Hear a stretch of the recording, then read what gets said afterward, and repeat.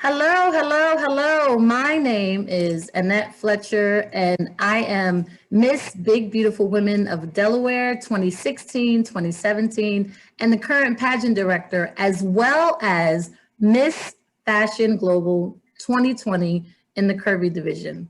So this evening, we are going to be sharing the platforms of 5 other queens.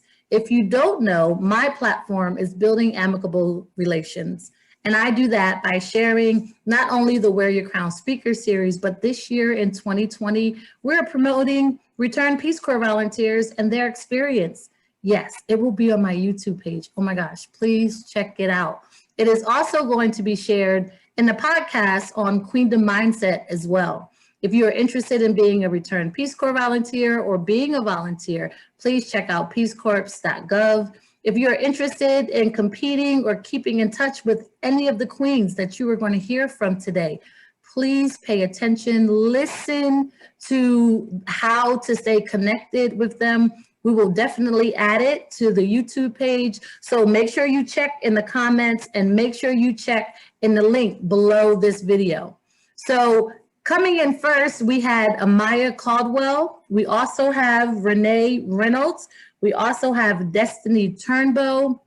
We will have Angelique. Oh, we will have Andrea Blassingame and Nicole Scott. But we will start with the first person on my screen and the first person to join us this evening, and that's Amaya Caldwell. Hello, Amaya. Hello, how are you guys doing? Well, could you please introduce your current title and year? So my name is Amaya Caldwell. I'm 17 years old, and I am the current Miss Virginia Teen USA for 2020. Thank you. And we have next Renee Reynolds. Could you please introduce your title and the year? Well, good evening, everyone, and thank you for joining us today. My name is Renee Reynolds, and I am the current Miss Woman Pennsylvania, United States 2020, and I'm from Philadelphia, Pennsylvania. Thank you, Renee. And next we have Destiny Turnboe. Could you please share your title and year? Hi, guys. My name is Destiny Turnboe, and I am Miss Fashion Global, the Curvy Queen for the state of New Jersey for 2020. Woo-hoo! Thank you, ladies, very much. So as our other queens arrive and join us, we will have them share who they are and what year they competed. So at this time, we're going to have the queens share what their platform is in the title that they currently hold. And we'll go backwards this time, and we'll start with Destiny. Yes. So my title is representation. Well, my title is a Curvy Queen, and my platform is Representation Matters. Just because I believe that it's so important for girls of all ages to see themselves in popular culture, whether it be online, on the internet, on Instagram, on the runway, wherever. I just think that no matter what sphere of life that people are in, that they should be able to turn the television on or have role models or things that they can really go to and see like, okay, that's possible for me. And I think it's just really important because a lot of times, you know, society kind of tries to make you feel like there's only one way for things to be, or, you know, you have to have this Coke bottle shape, or you have to be super tall to be a model, and people automatically discount themselves. But I feel like when people really genuinely go forth and let their light shine, it encourages others to do the same. And sometimes people who like may have always been told like that's not something that's for them or whatever, it really encourages them. So that's my platform, Representation Matters. Thank you very much. Renee, would you like to share your platform as well? So I have 2 platforms that I promote when I compete. One is domestic violence, as I am a 40-year domestic violence victor, not survivor, victor. It means that I have become victorious over that situation that happened to me many, many years ago. With that platform, I try to enlighten other women, males as well, to let them know that what happened to you does not stop you from becoming who God intended you to be. So you raise up out of the ashes and you continue to reach for the stars. My other platform is cancer awareness, bringing more news about cancer, how people have to go and get their testing done, as I have lost 2 sisters to breast cancer, one as recently as August of this year. So with my platforms, with my title, I plan to continue to promote both of these platforms and bring awareness to people so that they can get out of the ashes and reach for the stars. Thank you very much, Renee. Amaya, would you like to share your platform? Of course. So my platform is called Dare to Be You, and it inspires teens to embrace who they are. So when I was in high school, a freshman year in high school, I was very insecure of myself. And there was a group of kids, they were popular, and I wanted to be just like them. So I felt like I had to change who I was in order to fit in with that group. And eventually I completely lost who I was. I was insecure and I felt alone. So after I overcame that, and I'm the confident girl I am today, I started the platform Dare to Be You to teach teens that self-worth and self-confidence don't come from the validations of others. They have to come from within. Yes, I love that. I love that. So in case you do not know or you're not certain, I'll repeat that my platform is building amicable relations. And one way that we do that is by connecting queens to other queens. That's titled and untitled. That's women in general. If you are a woman, you wear a crown. And Amaya's platform is basically helping you to identify that you authentically wear a crown. And we want to see you help, support, and encourage and empower other women and queens in your circle, in your network. So how many pageants have you participated in? Me, myself, I have only competed in 3 pageants. Renee, how many pageants have you competed in? So my very first pageant was 1972. I competed in the Miss Black Teenage Pennsylvania pageant, and I won Miss Congeniality. I had not competed again until the year of 2018 in the Miss Senior Queen USA pageant, where I won first runner-up. And recently I competed in the Miss United States pageant for the title of Miss Woman United States 2020. So totally 3 competing pageants. All right, thank you. And Destiny? Yeah, I've actually only competed in the Miss Fashion Global pageant. Okay, you know, So just one. I thought you competed in a gazillion because like I said, I see you everywhere. I absolutely live. Just so that you know, I live vicariously through you and your travels. Absolutely love it. Amaya? So I've been competing in pageants since I was 7. So that's 10 years now. So that's definitely a lot. But I think I did a little math earlier and I counted 24, around 24. I have seen you in pageants for so long. Like I actually probably stroll your mom's page because she's awesome at promoting not only you, but a number of other beautiful queens and princesses on her page. And I absolutely love the energy on both of those pages. Thank you, ladies, very much for sharing. So what did you learn from, or before we say what did you learn, what did you expect from the pageant that you competed in? So the very first year that I competed in the pageant, I had never heard of pageantry and I had no intention really of competing. My sister was like, let's do it. And I was like, yeah, let's do it. Went and paid my money and she did not pay her money. And I was like, hold up, I can't do this by myself. I thought we were doing it together. It was going to be like a family affair. And she was like, no, you can do it. And initially I was like trying to pull clothes, but there's a standard. There's an expectation when you compete. And I was like, huh? I have to do what? I have to, what? And a talent? I don't have a talent. What am I going to do? I can't sing. I mean, I can sing backup, but for it just to be me on stage, I was like stressing out. And I was like, okay, relax, relate, release. And because she didn't end up competing, she ended up helping me because she had competed in pageants before. So between my sister helping and supporting me and watching videos of Luciera and other pageant coaches, I was like, okay, I can do this. But my initial expectation was all I had to do was dress up, put some clothes on, and go down the runway. And when I started pulling stuff, my sister was like, you can't wear that.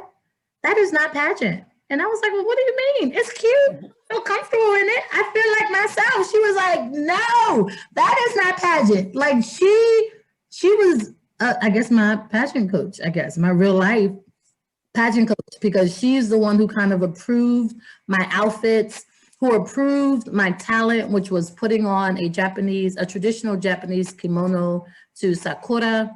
And it like took me from a place of, oh, I'm just going to put on something and compete to, oh no, I actually have to represent myself through how I present myself on stage. And then thinking of a platform which I had not thought about prior to committing or competing. So then having to sit back and say, what am I passionate about? What do I care about? So my initial understanding or expectation of the pageant was, I'm just going to throw on some clothes and walk down, the runway, and yeah, we'll see what happens then. That was not that was not the case at all. I had definitely underplayed, and I was not expecting to win. So even after putting in all that time, I was like, these other contestants are absolutely fabulous. Like, there is no way they're going to pick me to represent this title. So I'm just going to enjoy myself and have fun. And I did and won, and it was like the best thing ever. But then I felt like I had to get a serious understanding, because now I'm not only representing myself, but I'm representing a title. So would anyone else like to take that question on? What did you expect from the pageant that you competed in? And you can use that for your first one or your most recent one, what your expectation was for your pageant. Well, yeah, I think we had very similar experiences. You think it's all about what you wear and how you look, and if you have the best makeup. It's a lot of work. It's a lot more than that. And I think that's why some people, unfortunately, have a negative image of pageantry, because they just see the outcome of it, what you look like on stage. They don't see all the hard work, the community service that you put in. And I wish people saw that side of pageantry more. All right, thank you. Would anyone else like to answer that question? What was your expectation of the pageant you competed in? So for myself, this year's pageant, I had several coaches that were like unofficial coaches. I did not know what to expect, because the level was on a national level, and this was the first national pageant that I competed in. As far as clothes and everything were concerned, I'm one of those people that dress to impress, period, point blank, bling, big earrings, everything, makeup. For makeup, I wasn't a person who wore makeup, but girlfriend watched videos, learned how to do her makeup, learned how to put her eyelashes on. Only thing I didn't tackle was doing my own nails. I went to the nail salon, and I have a my continuous hairdresser, Diva Daughters, who does my hair. So she looked at my gown. She said, okay, this is how you're going to wear your hair for this gown. This is how you're going to wear your hair for that gown. So nationals was, and as our New Jersey Queen states, pageantry is not what people see the final project, right? it's months of preparation. It's practicing your walk. It's practicing your talk. It's practicing your dictation. It's practicing your facial expressions, because if something goes down that you don't like, you cannot show that. You have to have a smile on your face at all times. People are always taking pictures of you. People are always taking and asking you questions. For me, myself, I am a public servant. So I'm out in the public, I'm doing voter registration, I'm doing events, I'm hosting an event here, I'm an actress, I'm acting. So that part of the job was easy. But getting there and walking in a 6-inch pair of heels for hours or at a time was the most difficult for me. And then the second difficult for me was competing in a bathing suit. And not that I had a bad body or anything. I just felt for my age, which is 63, that I shouldn't be parading around in a two-piece bathing suit. But when I got to see the pictures of how I looked in that bathing suit, I said, dang, why did somebody tell me this before? So it was a good experience. I will be competing again next in 2021. I just don't know the title yet that I will be competing for, but that opened up a door for me where now I'm a radio station broadcaster, and I'm probably going to be a television host in 2021. So it opened up doors for me to give me the opportunity to do other things that I didn't do when I was younger. All right, thank you. And was Destiny next? Yes, I'm back. Well, my expectation was to win when I competed. Actually, now that I think about it, it was 2 pageants, because it was the state and then I went to nationals. So all like when I was going through, it was just like I had this whole thing about me, like, I'm gonna win this pageant. I kept saying it everywhere. That was like my preparation. So everything that I was doing, I mean, obviously everybody's preparing for that moment. But it was a lot because actually about 2 years before I competed, I had surgery on my leg. I was in a car accident and I broke my leg. So my preparation was actually learning how to walk again, like in heels. So I would like get up very early in the morning and like go walking, or I might go work out on the bike or something like that. And then every time after my workout, I would take 30 minutes and literally walk in heels, because I literally had to train my legs so that it could do it again after, like, I think I had about 5 surgeries. So that was like my first summer where I was actually like back to normal, able to walk again, but those muscles had to be retrained. I honestly, in terms of like outfits and things like that, like Amaya said, I learned like very quick on, like, it's really not about the outfits that you wear or the clothes that you wear. A lot of what shows on the stage is your confidence. Like, you could probably wear a brown paper bag, but if you're wearing it in a certain kind of way and you are like, you're exuding confidence when you wear it, they're not going to really notice that brown paper bag that you have on. They're going to notice all that confidence and charisma that you have. And I definitely learned that through my pageant journey. And I'm really sorry, my Wi-Fi is really bad, so I'm keeping an eye on you. I saw you go out, and I made sure you you got back in. I was like, hold up, but I see her. yeah. But I see her asking to be admitted again. So I'm keeping an eye on you. We're Okay. So you kind of shared twofold. The next question was going to be, what did you learn? I guess about the pageant that you competed in. We'll change it a little bit and tie it back to your platform. So we have Amaya Caldwell, Miss Virginia Teen USA 2020, Dare to Be You. We have Renee Reynolds, Miss Woman Pennsylvania 2020, and she has 2 platforms, domestic violence, the Victor, and cancer awareness. And then we have Destiny Turnboe, Miss Fashion Global Curvy Queen, New Jersey, and representation matters. And of course, myself, Annette Fletcher, building amicable relations. So in terms of promoting your platform, what did you learn about promoting the platform that you chose? And who would like to tackle that one first? So for me, my platform became more vigorous as I got into the final stages of pageantry, getting prepared for the pageant and everything.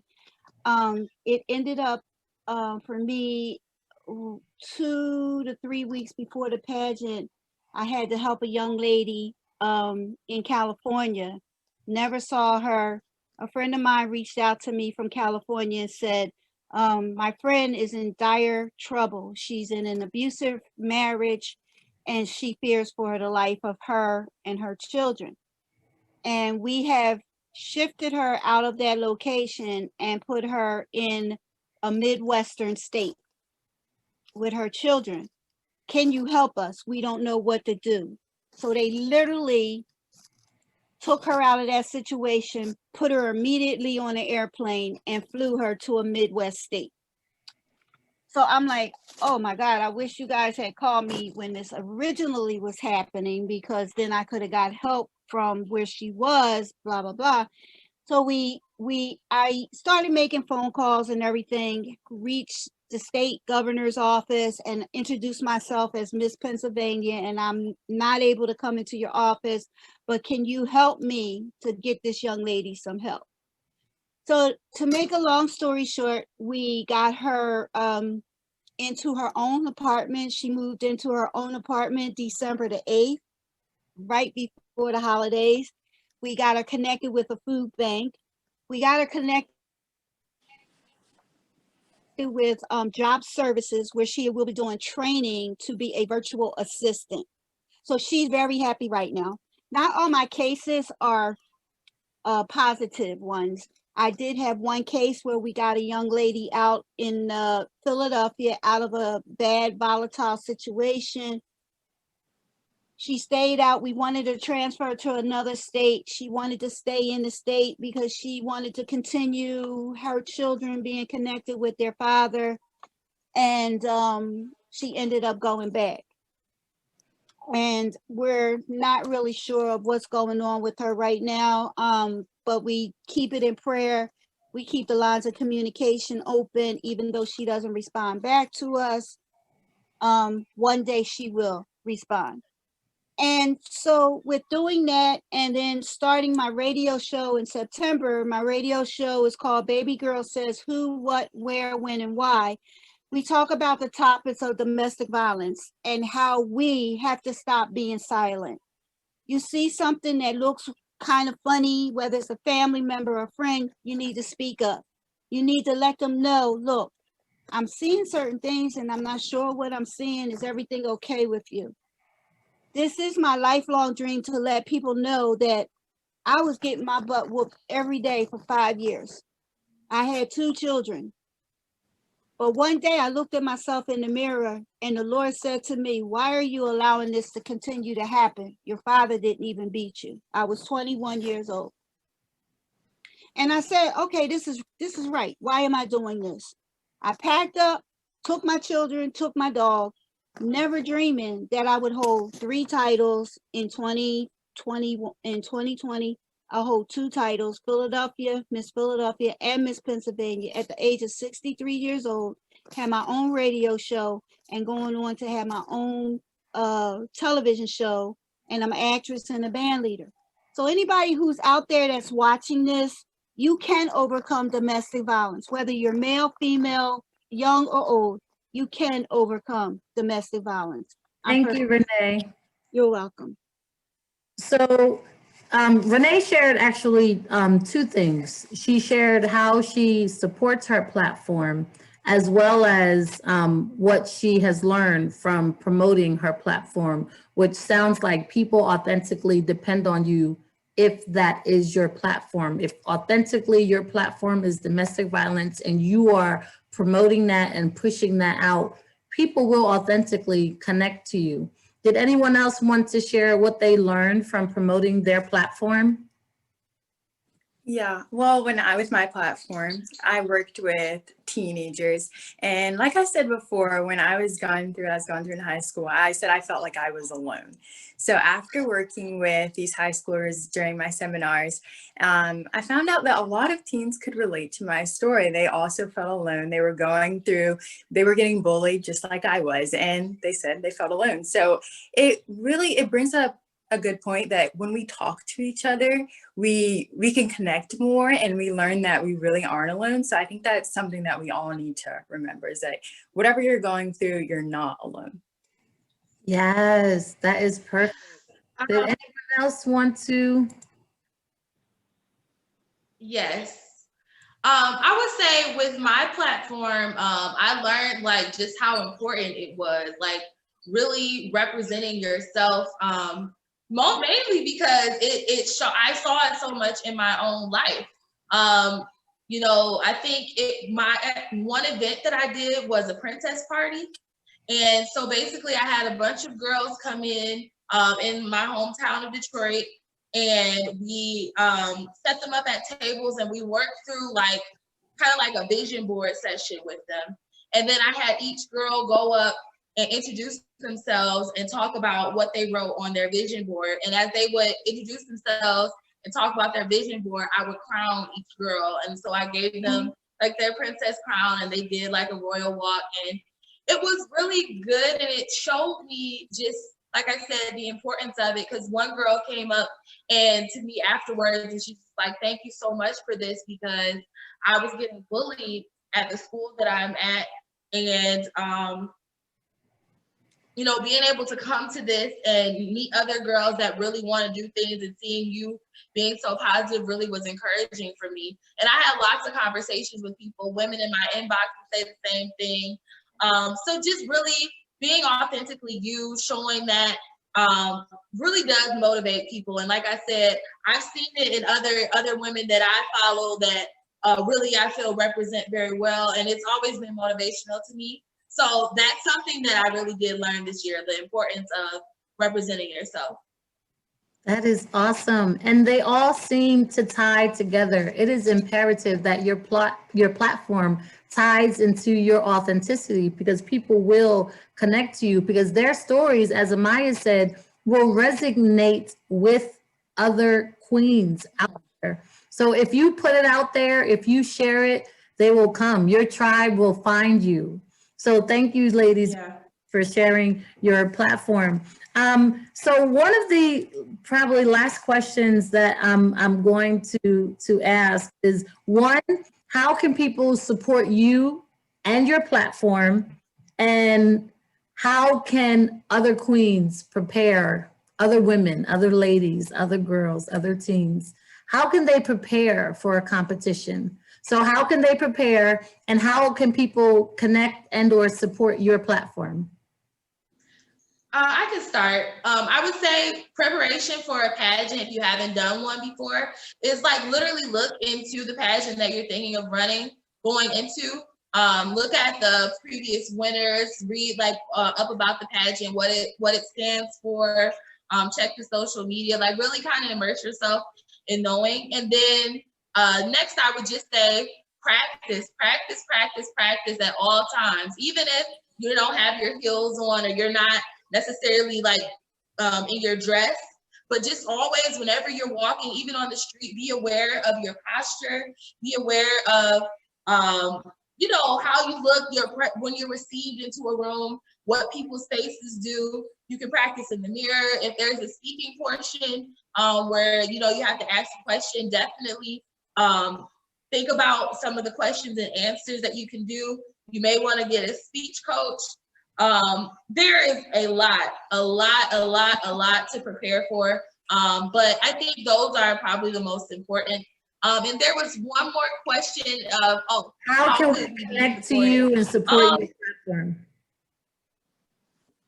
Yeah, so you guys can follow me on Instagram at Fly Girl Model. It's Fly with 2 Y's, FLYY.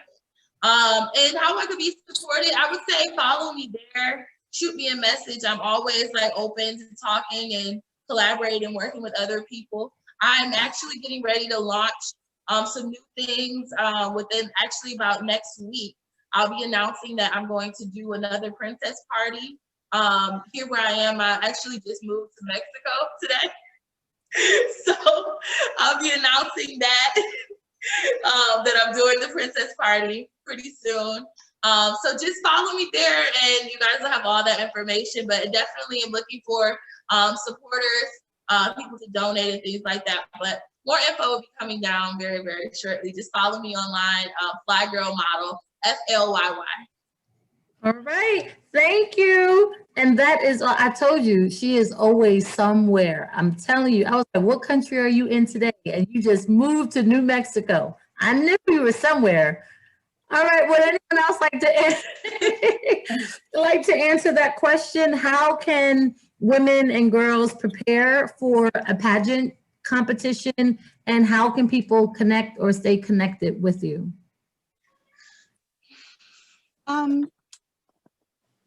So, and as Destiny was saying about the preparation part of the pageant, all of those points are very good.